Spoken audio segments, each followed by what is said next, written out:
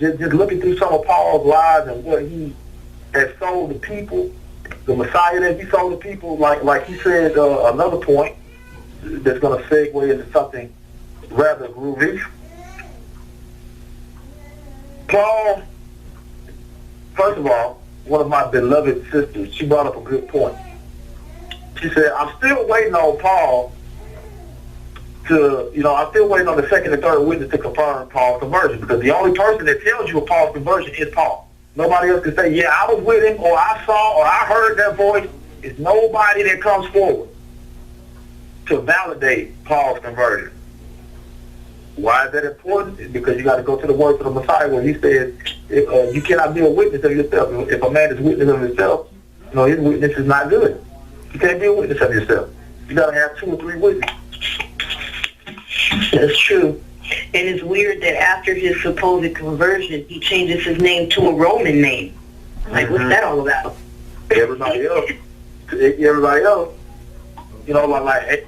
Abraham, Sarah, they took on the essence of Yah. They took on the name of Yah. You have prophecies in Isaiah 44 and 5 that says that there's going to be people that come from Jacob's seed that want to impute Yah's name upon them. Basically take on a Hebrew name, like I did, Zechariah ben Yahuda Yasha'al, Zechariah the son of Judah of the tribe of Israel. That, once you could choose to fulfill that prophecy yourself in Isaiah 44 and 5 and take on a Hebrew name. You could do it or you could not want to do it. It's up to you. But one thing, the point I was trying to make is Paul has his conversion account on the road to Damascus that has yet to be confirmed by anybody, only through his account in Acts. And he speaks of it briefly in some of his epistles. Nobody else talks about it. None of the apostles talks about his conversion at all. Ain't that funny?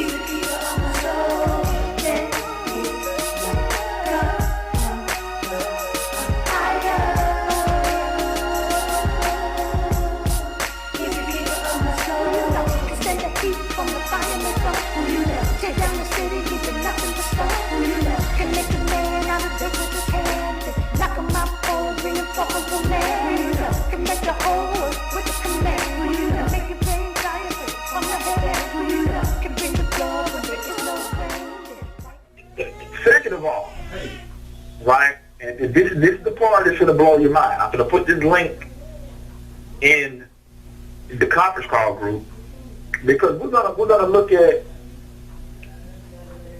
5 instances. We're not gonna make this thing like totally exhaustive. We're just gonna look at 5 small instances of something that Paul did. Huh? Believe me, I mean, yeah.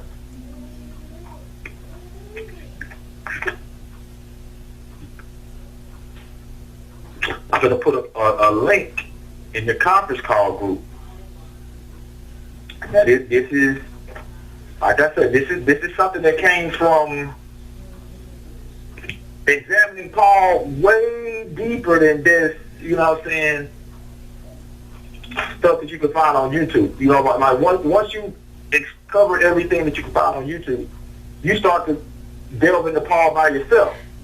You know what I'm saying? Just looking at strange things. You may just go off in Corinthians, talk about the gifts of the Spirit and all that. You know, try to find the gifts of the Spirit in the Old Testament.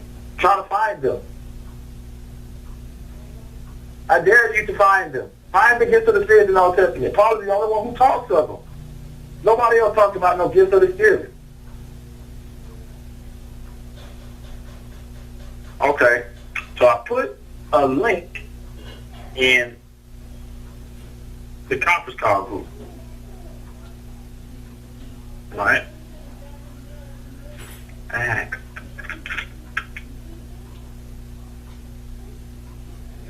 Alright, when Paul says, I gotta find it.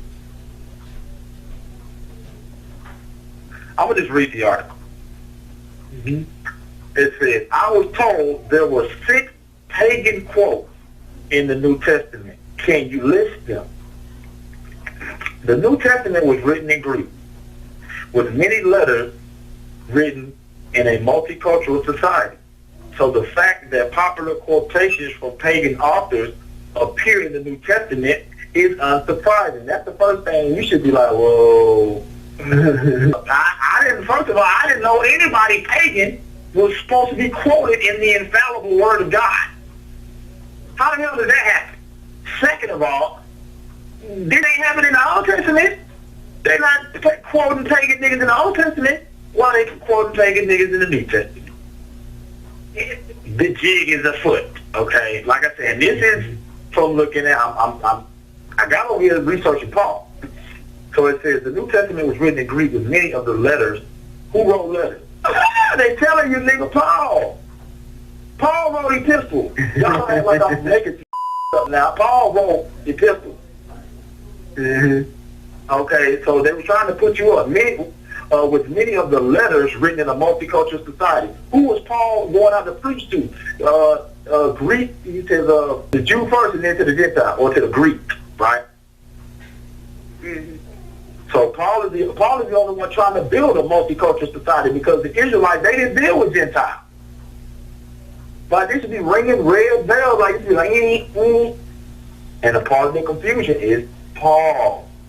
Didn't nobody go to the Gentiles until Paul got mad at the Jews and said, lo, if you reject my message of the gospel, lo, I go into the Gentiles. But there was a couple of people that went to the Gentiles before Paul.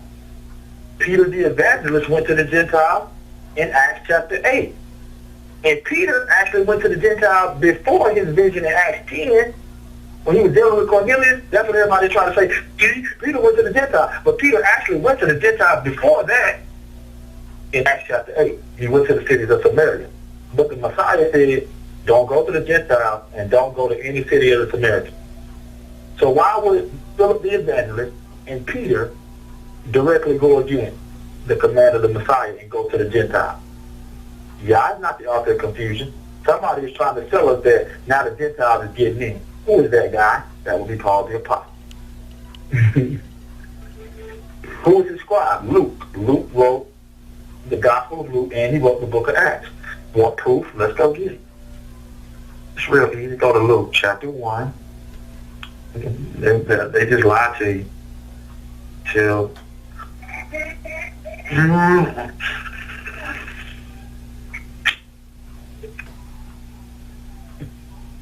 go to Luke chapter 1. I'm in Luke chapter 1, verse 1.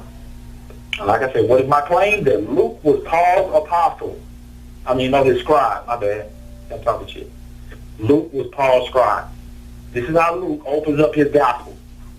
For as much as many have taken in hand to set forth in order a declaration of those things which are most surely believed among us, even as they delivered them unto us, which from the beginning were eyewitnesses.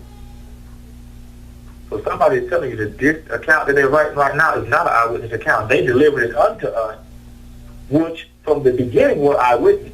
So they're getting this account in Luke from some people that were eyewitnesses and ministers of the word. It seems good to me also, having had perfect understanding of all things from the very first, to write unto thee in order, most excellent Theophilus.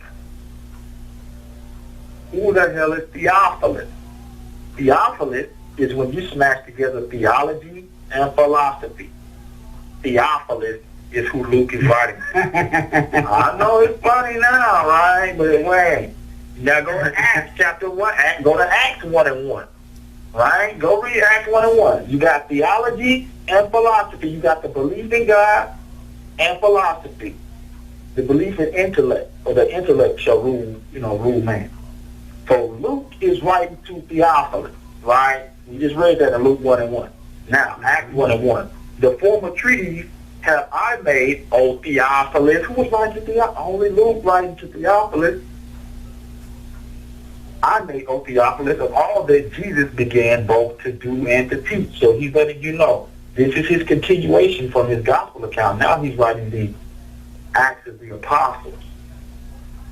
So Luke is the one who penned the Gospel of Luke, and he penned the book of Acts.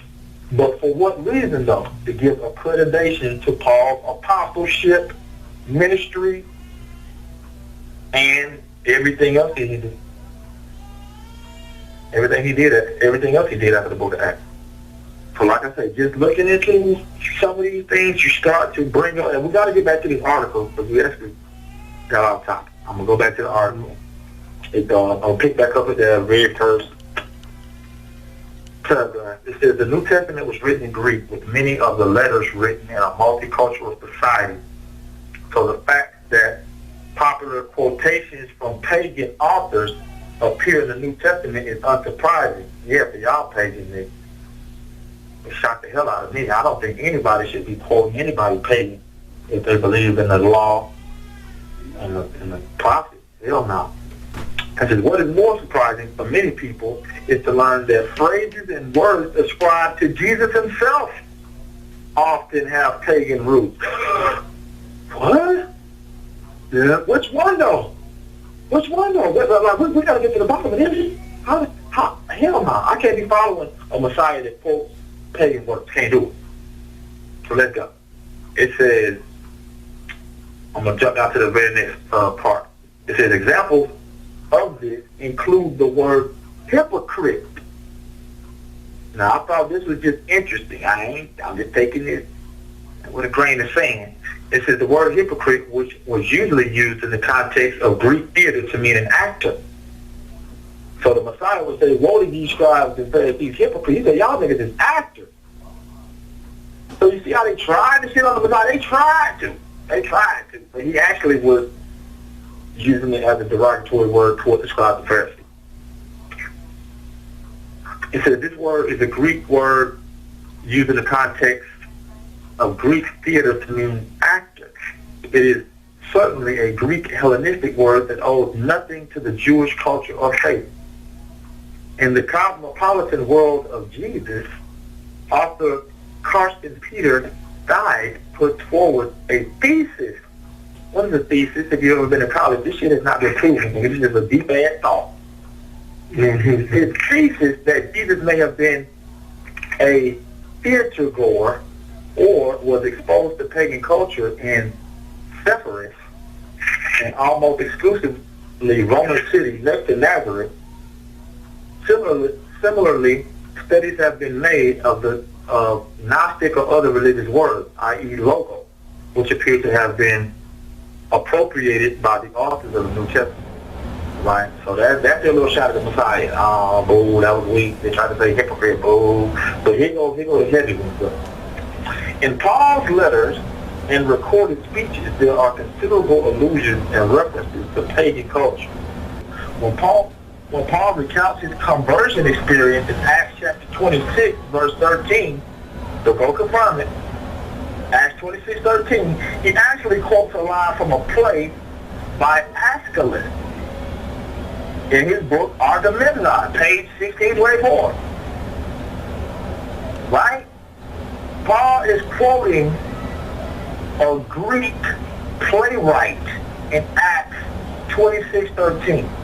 It may be that Paul was trying to impress the curator, Festus, which is why he uses the phrase, it is hard for you to kick against the goads.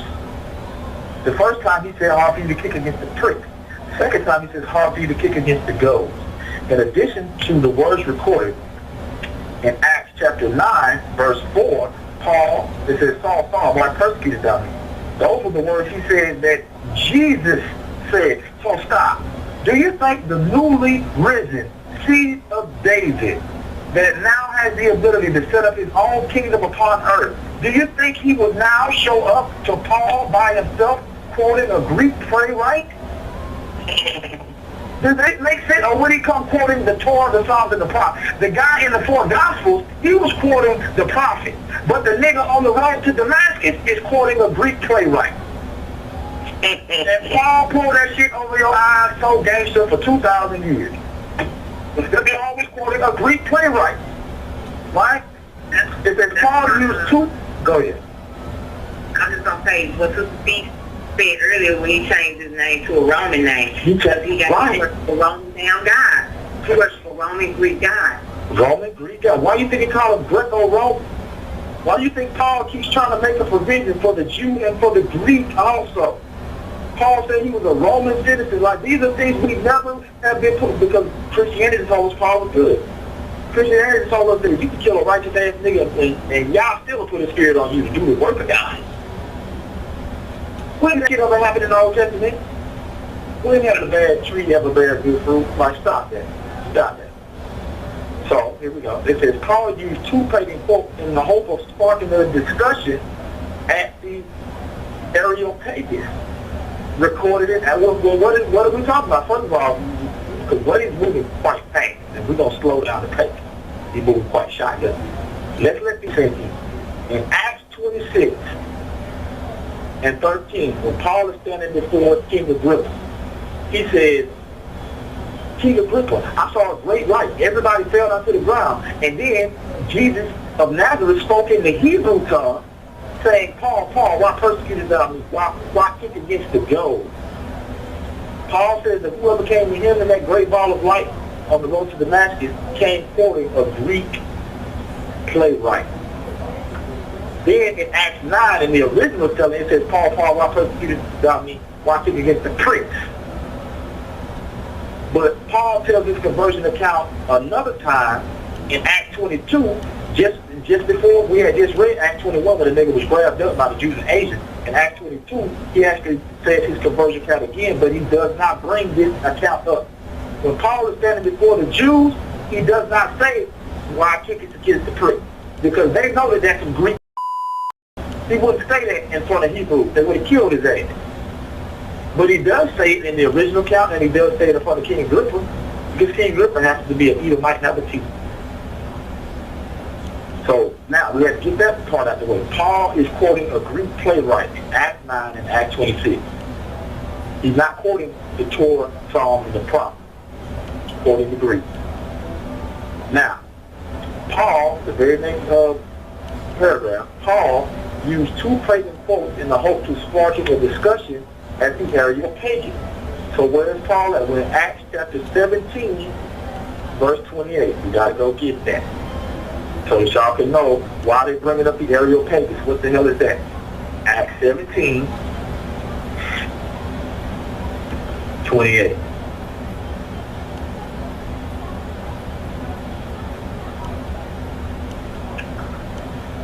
Okay, we actually got to go up.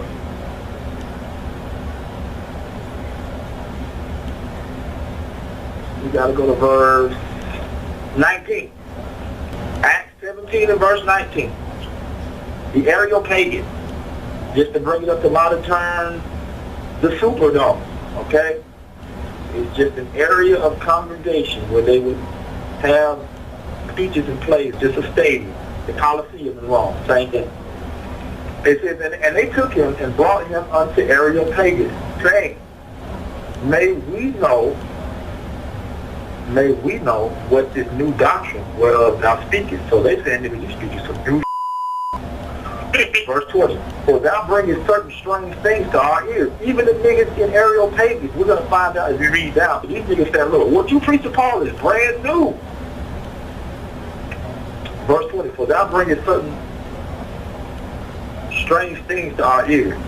We know, therefore, that what these things mean. For all the Athenians, so where is Areopagus? It is in Athens, Greece. Paul is standing in Athens, Greece. It's like standing in New York, like standing in Washington, D.C. He's standing in the capital of Greece, in the stadium of Greece. So it's like being in D.C. in the Washington Monument on the Million Man March.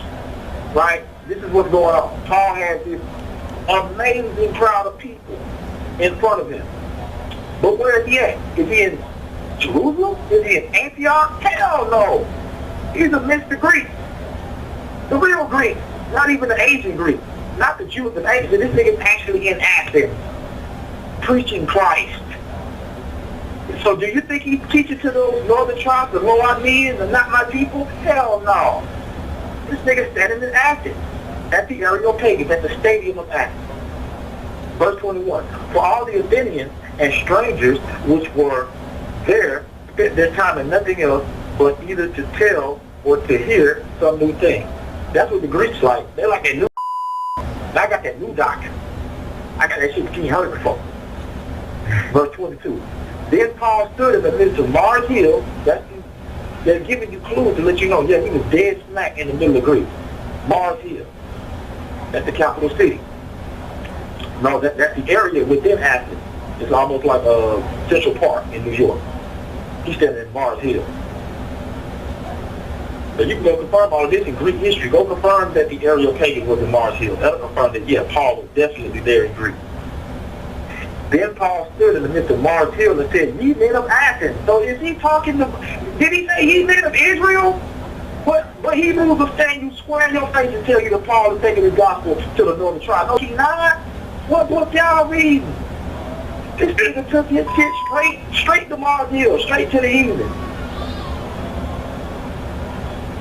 So, back to the article, right? It says, Paul used two pagan quotes in the hope of sparking a discussion in Areopagus, recorded in Acts 17:28. So I'm going to scroll down and read what they're talking about.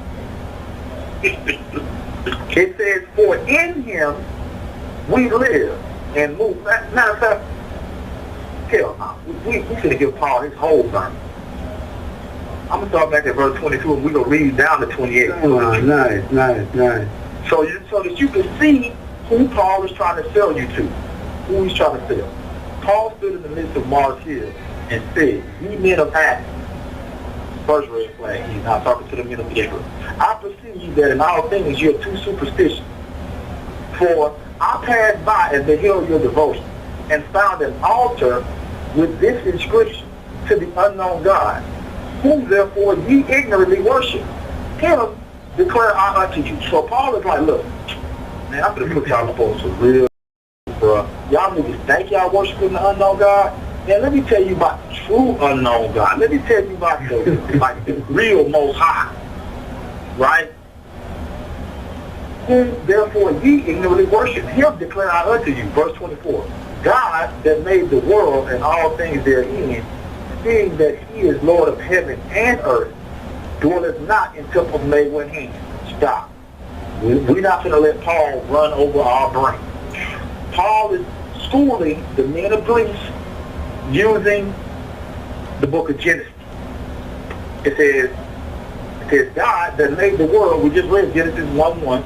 In the beginning, God created the heavens and the earth. Right? So Paul is using a bit of that. It says God that made the world and all things therein, seeing that he is the Lord of heaven and of earth. Right? God created the heavens and the earth. Dwelleth not in temples made with hands.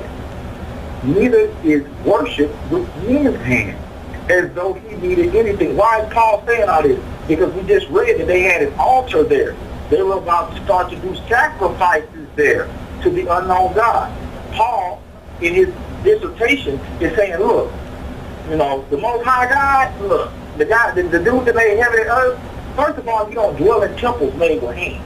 Second of all, he neither worship with men's hands, so these sacrifices that y'all about to do, he don't want. He just cut that out amongst the Jews, so now y'all about to try to pick that up. No, he don't want that. Neither is he worship, I'm in verse 25, neither is he worship with men's hands as though he needed anything, seeing he giveth to all life and breath and all things. And he made of one blood all nations. What is he saying? Adam, the descendants of Adam. He made from one blood all nations of men for to dwell on all the face of the earth, because he told them, be fruitful, multiply, replenish the earth, and had determined the time before appointed.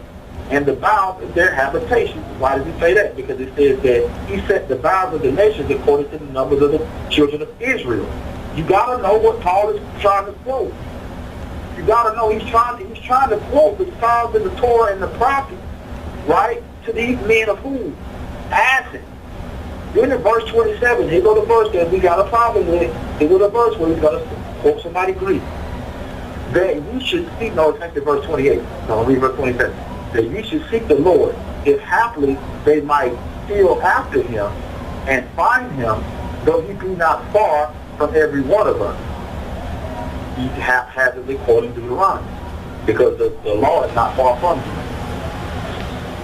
It says, for in him we live and move and have our being, as certain of your own poets have said. So hold up. Paul ain't quoting the Torah, Psalms, and prophets no more. Now he's quoting a poet of Athens. When he says, for we are also of his offspring. That's not in the Torah, Psalms, and prophets. Guess what that's from? That's from a Greek poet. Now back over at the article. It says, Paul used two pagan quotes in the hope of sparking the discussion at the Areopagus, recorded in Acts chapter 17. Verse 28. The phrase, in him we live and move and have our being, is found in the poem Cretia, written by Epiménides in the 6th century BC.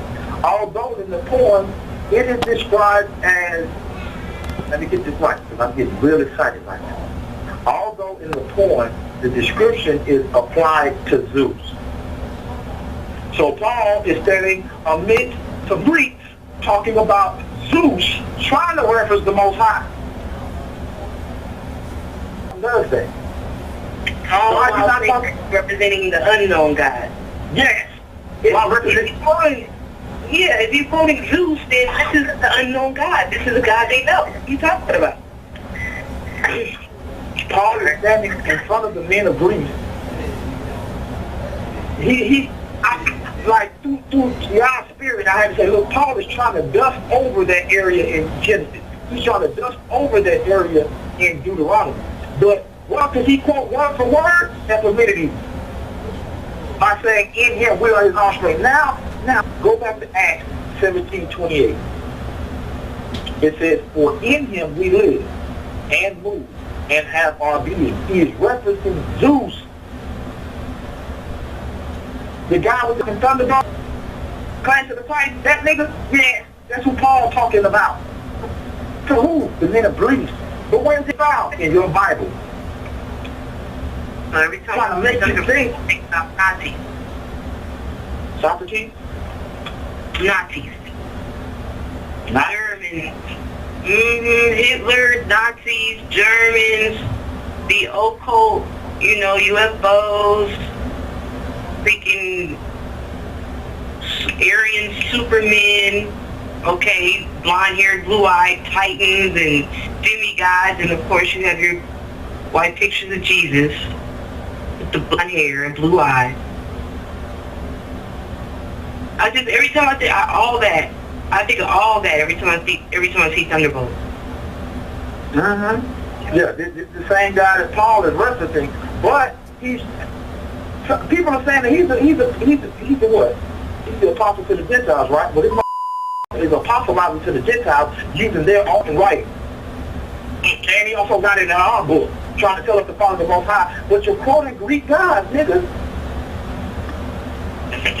It says, verse 28, for in him we live and move and have our being, as certain of your own poets have said. After that comma, he quotes word for word, Epiménides.